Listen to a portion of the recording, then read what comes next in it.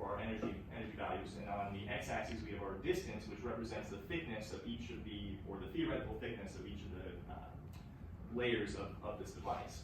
And so every column that you can make out represents either the cool top contact, the lead selenide quantum dot layer, the PbSe, or the FTO.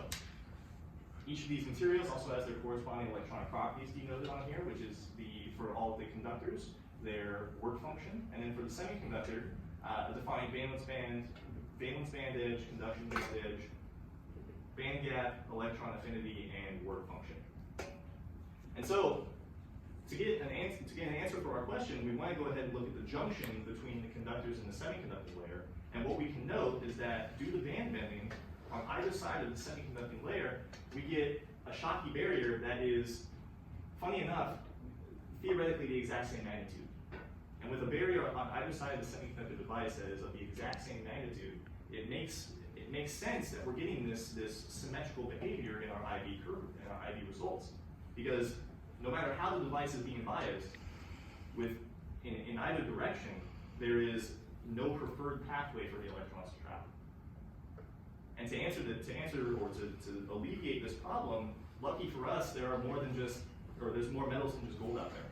There's plenty of lower work function metals like titanium, silver, and chromium that, if evaporated on top of our device, in theory, would lower the barrier on one side of the device and give the electrons a preferred pathway upon bias. And so we attempted titanium, silver, and chromium. It turned out that silver wasn't going to be reliable for us because it was easily oxidized in the evaporation chamber. But to give you guys an example, using just the chromium contact, we can see that, albeit a bit noisy due to film quality, we're improving. In the positive bias, we have a very quick turn-on voltage into ohmic behavior. But in the negative bias, like we didn't see before, we're starting to develop a better rectifying region. It isn't exactly zero, but it is improving. And so to further improve our devices and get this rectifying behavior for an ideal diode, we need to improve the junctions formed between each of our materials. And our answer to that came to be combining the lead selenide quantum dots with our PbSe to form a nanocomposite. This nanocomposite would allow, well, with the PbSe and its polymer qualities, it would provide a three-dimensional framework for the lead selenide quantum dots to sit in or sit on and form a percolation path throughout, and therefore improve the junctions between our bottom and top contacts.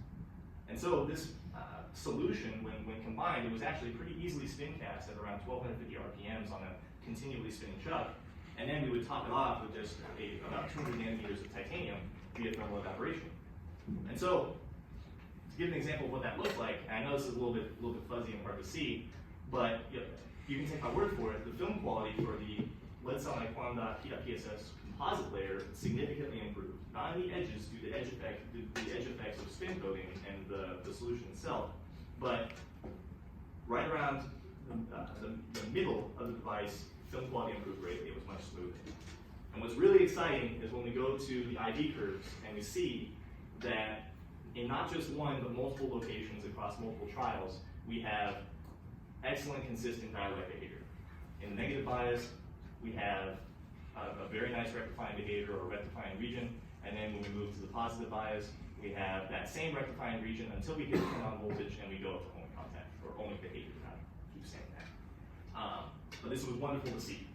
And so, we can conclude that our third goal has been successful. We were able to integrate the material into a diode architecture that, for future work, is going to serve as a radiation sensor, which takes us to our last section of this talk,